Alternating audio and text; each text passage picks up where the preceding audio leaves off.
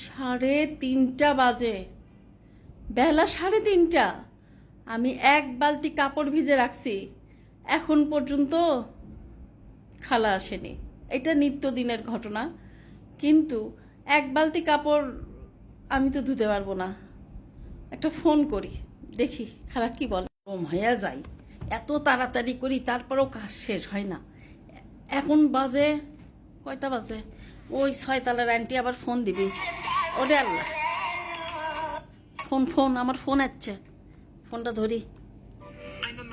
ও সেনা number. Hello hello, হ্যাঁ, ওয়ালাইকুম আসসালাম। খালা, আমি 8 তলার আন্টি। এই নাম্বার, এটা তো আমার আরেকটা নাম্বার। আমার নাম্বার দিয়ে ফোন দিলে তো তুমি ধরতা না খালা। আমি যে তোমাকে ফোন দিছি, এই জন্য কি তুমি রাগ করলা? রাগ করলা খালা? তাহলে শোন, না না না না না না না, আমি রাগ করিনি আন্টি। কি যে কন, আপনার ফোন করছেন আমি রাগ করবো?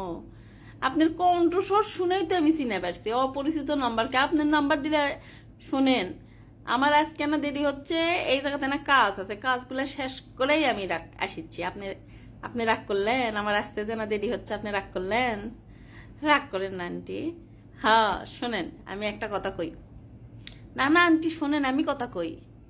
না না আন্টি শোনেন, আমি কথা কই। আমার একটা কথা শোনো শোনো শোনো শোনো শোনো শোনো খালা, শোনো শোনো, ঝটপট ওখানকার কাজ শেষ করে বাসায় আসো। আমি এক বালতি কাপড়, সামনে ঈদ না, এক বালতি কাপড় ভিজিয়ে রেখেছি। এই এক বালতি কাপড় ভিজিয়ে রাখার কথা শুনে কি তুমি রাগ করলা? হ্যাঁ, না না, আমি তো বুঝছি এটা তোমার ডিউটি। হ্যাঁ, তার জন্য শোনো শোনো, তোমার জন্যে আর একটা খুশির খবর আছে। হ্যাঁ শোনো শোনো, খুশির খবর কথা শুনে খুশি আছো? খালি রাগ করলে হবে? খুশিও হওয়া লাগবে। খুশির খবর শোনার আগে তুমি কও সুবহানাল্লাহ। সুবহানাল্লাহ কইছো?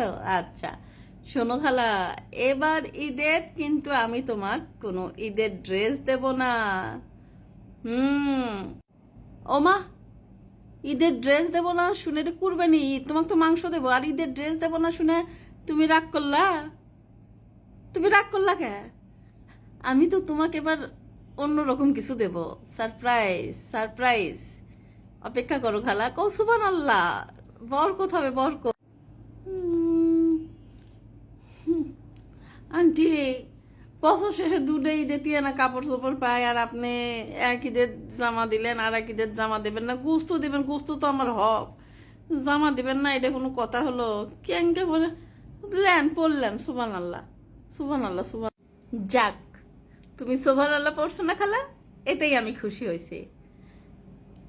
আমি যে তোমাকে সারপ্রাইজের কথা বললাম, এই কথা শুনে কি তুমি রাগ করলা?